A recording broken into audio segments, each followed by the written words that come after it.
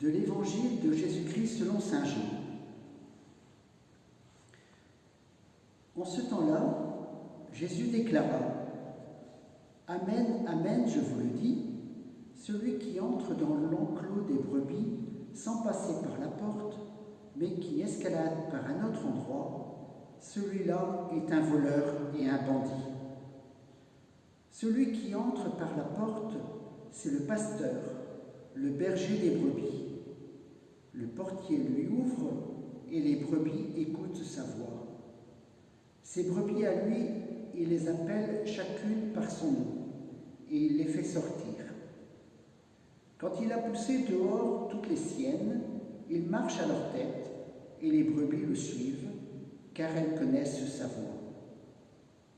Jamais elles ne suivront un étranger, mais elles s'enfuiront loin de lui, car elles ne connaissent pas la voix des étrangers. Jésus employa cette image pour s'adresser aux pharisiens, mais eux ne comprirent pas de quoi il leur parlait. C'est pourquoi Jésus reprit la parole. Amen, amen, je vous le dis. Moi, je suis la porte des brebis. Tous ceux qui sont venus avant moi sont des voleurs et des bandits. Mais les brebis ne les ont pas écoutés. Moi, je suis la porte. Si quelqu'un entre en passant par moi, il sera sauvé.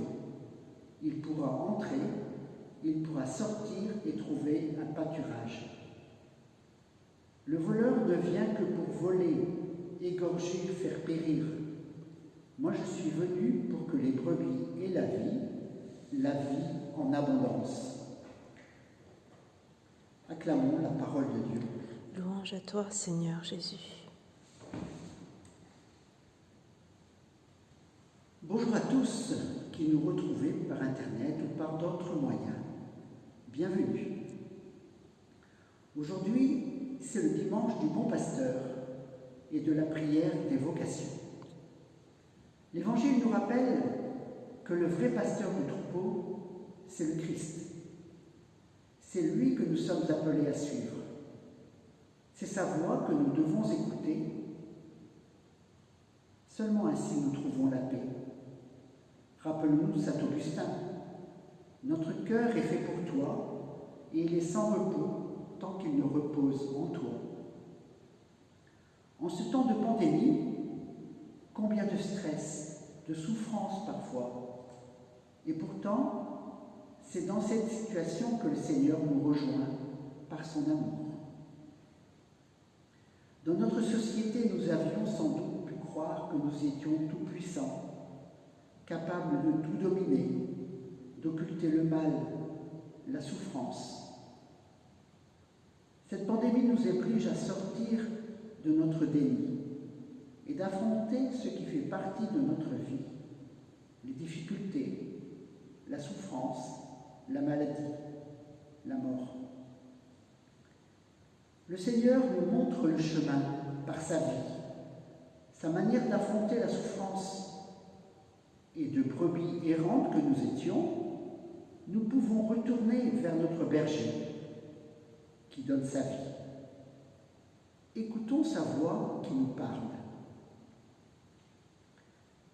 Ce sera dans un temps de prière, seul dans sa chambre ou ailleurs, que dans les silences, surtout intérieurs, nous nous laisserons rejoindre par cette voix qui nous redira une parole, amour.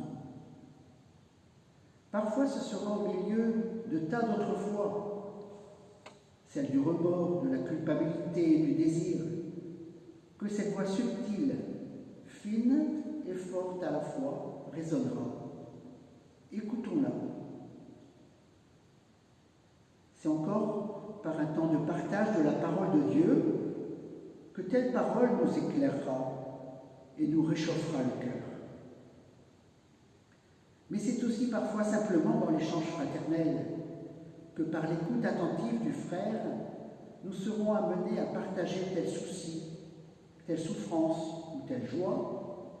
Et le Seigneur lui-même, présent dans cet échange, nous révélera à nous-mêmes des choses parfois enfouies, nous libérera et nous ouvrira à la joie de la rencontre.